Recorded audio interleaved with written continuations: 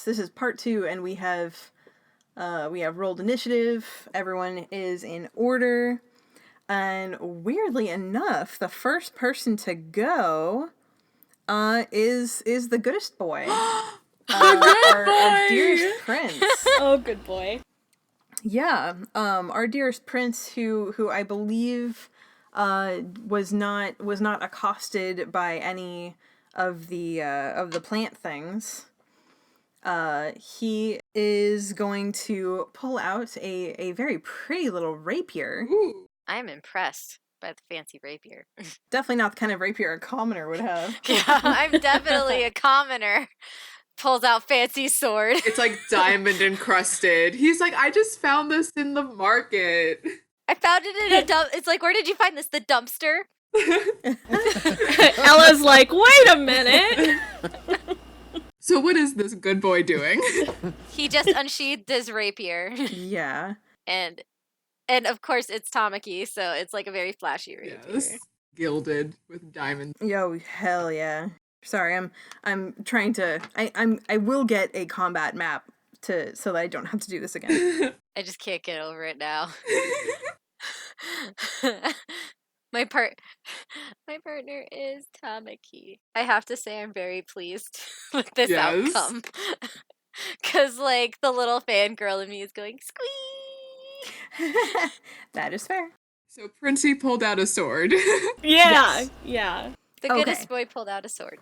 The goodest boy, the Mr. Prince, has a moment of competence. And Well, he's been trained his whole life with the rapier. Yeah, that is true. You're not wrong. And he very easily takes out the one that Seeks dodged. So that one is like he basically just like pulls out this rapier, like no hesitation, just slices this thing right down the middle, and it kind of like explodes into twigs and is gone. He kind of What a good boy. Yeah, he kind of just like looks at Seeks and he's just like, "You good?" I'm like, thank you. Can I just say that Trace is like impressed with this dude just fucking whacking out a sword and taking some plant thing to hell? She's like impressed. Oh yeah. I'm impressed because I thought I was gonna have to babysit, so Yeah, not so much. Nope, this is great. So next in initiative is Seeks. And if for this, if you want to get up, I am more than happy to have it be super cute where he helps you to your feet. Okay. Yeah, because I can't really do anything because I'm prone. Yeah, you gotta get up. Yeah, I gotta stand up. All right. Yeah, you stand up. He offers his arm. And I let him help me up, and I say, okay, cool. Not in a romantic way, just he helped me up. I'm like, thanks, dude. Ooh. Like, I said not in a romantic way, guys. Getting up from prone is half your movement, not a full action. Oh, it's not? It's half an action? It's half your movement, so you have 15 feet left. Okay. So if you want to move, you may.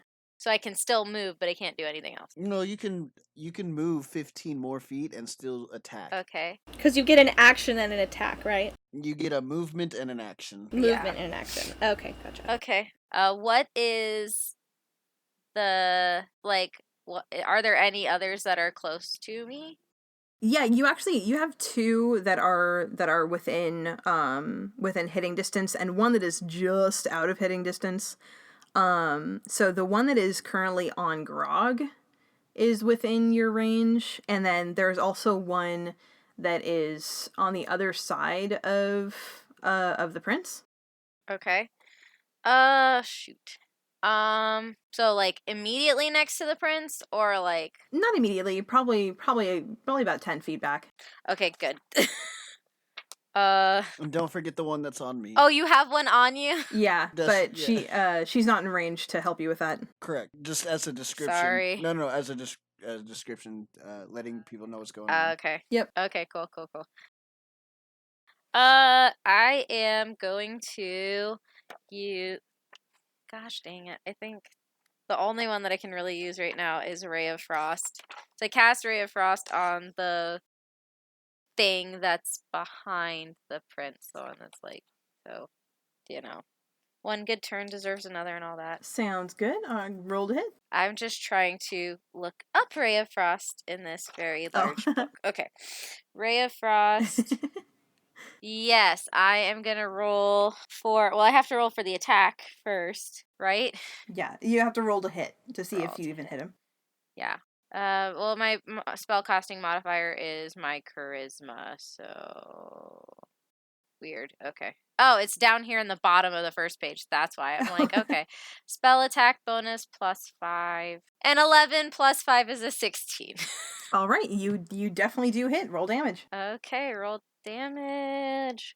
Roll 1d8, please. Cold damage. 4. And then its speed is reduced by 10 feet until the start of my next turn. Okay. Well, let's see. Give me 1 second. You actually don't even need to worry about his distance, because as you throw out your hand and put out this ray of frost, absolutely covers this twiggy monster, and it freezes solid and crumbles to dust and is gone. Cool. That was easy. Well, it's only your first encounter. The last time I had a first encounter, I got mauled to near death by wolves, so.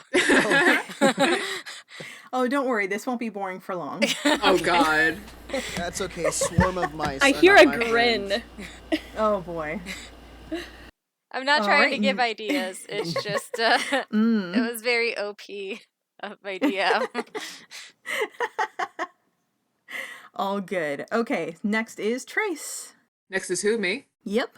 Cool. Okay, so I've had time to think about what I wanted to do. None of my spells will work because all of them have collateral damage. I want to go for the one that is on Grog, and all of my spells would hit him too, and I don't feel like doing that. Okay. But my plan is still a little bit risky because in my pack I have a javelin.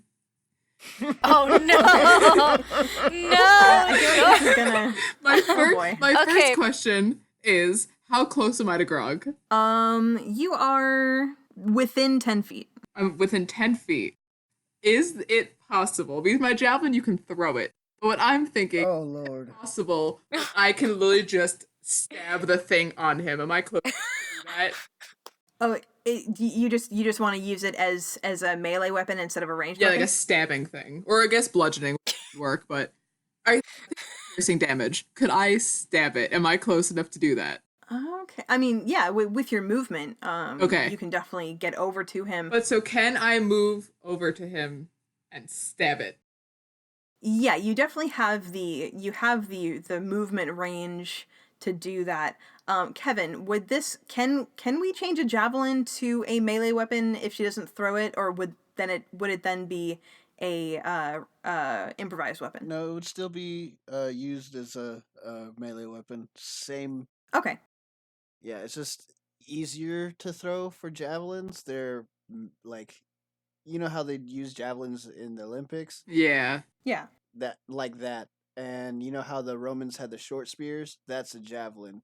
But then when you have the actual spear, that's like a long spear without the halberd on it, the halberd piece. My logic behind this was if I rolled poorly, I didn't want to kill Grog. Well, you're not gonna kill Grog, yet. So I think what I'm gonna say is go ahead and roll with disadvantage since you're not using the weapon in the way it Oh, shit. Wait. was made to be used. So go ahead and take disadvantage on your hit. Alright. And for this, though, I would add... Oh, shit. What would I add to this roll? The javelin would be a strength modifier, right? Because it's not a finesse weapon, right? Correct. If she's going to use it as a melee, since it's not a finesse weapon, it's just a thrown. Maybe I shouldn't not throw it. Maybe I should try throwing it. Okay. Am I allowed to backtrack? I mean, I haven't done it yet, right? Yeah, we haven't rolled anything, so yeah, that's fine. Okay, so I'm gonna backtrack, actually, because I already have a shit strength, so I don't want to make it any harder on myself. So I'm backtracking, and I'm gonna throw it. Okay. And so first this is an attack roll, and I don't think I add anything to this, so let's hope it goes well. Oh, 6, not gonna work. Oof. Wait, but let me just look over my character sheet quickly. I have proficiency with javelins. So I add that. Oh, it'd just be an 8 then, I think. For Javelin, it says proficiency with Javelin allows you to add your proficiency bonus to the attack roll. And that's a 6, so that'd be +2, which is an 8. I don't think it's gonna do it. No, that is not gonna do it. So basically what happens is it goes poorly. Yeah, you rear back with that javelin, and then you kind of throw it, but it just glances. It actually, I'm gonna tell you this. It hits Grog's armor, and then just bounces off. It just ricochets. And then falls to the ground a bit further away. You haven't moved yet, so you definitely can go pick it up, but that's about it. I do go get it, but I'm a bit embarrassed. Okay, sounds good. Okay, next is Ella. Okay, I had a similar thing as Jordy, where basically I could do something, but I'd have a lot of collateral damage. So the one that's on Grog is still on Grog? Yeah. Okay, I will, let's see, I have a light crossbow, and so I'm going to shoot that at the one closest that's on Grog. Okay, go ahead and roll to hit. 17 plus... So yeah, you hit, roll damage. Okay. And then it'll be, so I roll a d8 for piercing damage. 3 plus 2.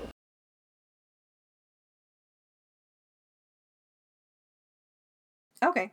You fire that thing off. It just barely nicks Grog in the neck before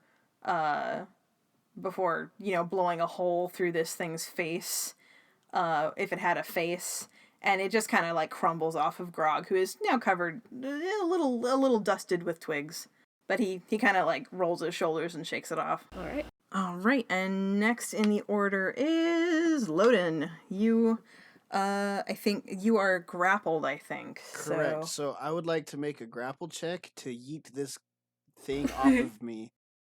Nice. That is that plus my strength, which is a 13, and that would be against that thing's strength since it's a grapple check. Yeah, you did it. Awesome. You have, actually, if you want to go ahead and describe what you do, feel free. Oh, okay, so I yank him off of the back of my head and neck and just throw him across the room at the nearest wall. Okay. Next is Grog. Okay, so what happens is, Grog pulls out his axe, or his throwing axe, and as he's doing that, a little bit of the dust that kind of coated him, it kind of like poofs into his eyes a little bit, and he chucks the axe without actually like looking, and it sails past the monster and falls to the ground on the other side, and he kind of looks down at Ella and very, very shyly says, "I'll do better next time." Orc solidarity and fucking up. I said that in character, I'm deciding. No, I'm kidding, I'm taking that back. You don't say it? No, I don't want to be mean. I just like nod at him like, yeah, I got you.